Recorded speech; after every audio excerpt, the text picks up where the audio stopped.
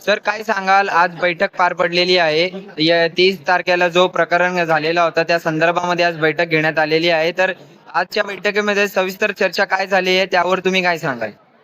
तारखेला जो अमानुष प्रकार झालेला आहे, कायद्याचे सगळे नियम मोडून पोलीस प्रशासनाचं बळ घेऊन त्या पद्धतीने युद्धभूमी क्षेत्रामध्ये घुसून युद्धमूर्त्या वगैरे काढलेल्या आहेत, अधिकृत अनधिकृत कारवाई केली आहे.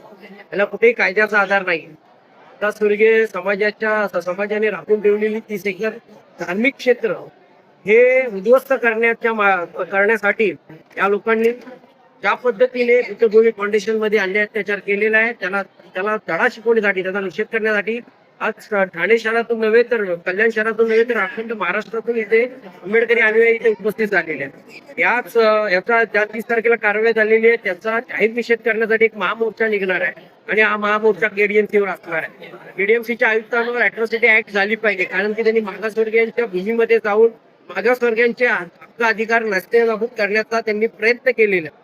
आम्हाला आमचा विकासाला विरोध नाहीये, तर विकास करत असताना तिथे असलेल्या झाड झोपाड्याला पण न्याय देण्याची भूमिका संविधानाची आहे, कायद्याची आहे. परंतु आमचं 3-3.5 एकर क्षेत्र बाधित होत असताना देखील त्याचा पुनर्वसन मोबदला आम्हाला इथे देण्यात आलेला नाही, तो जाहीर करण्यात आलेला आहे. केवळ दलित नाहीये म्हणून यांचं दमन करायचं, ज्याप्रमाणे आदिवासी नाहीये म्हणून यांचं दमन करायचं, ज्याप्रमाणे आदिवासी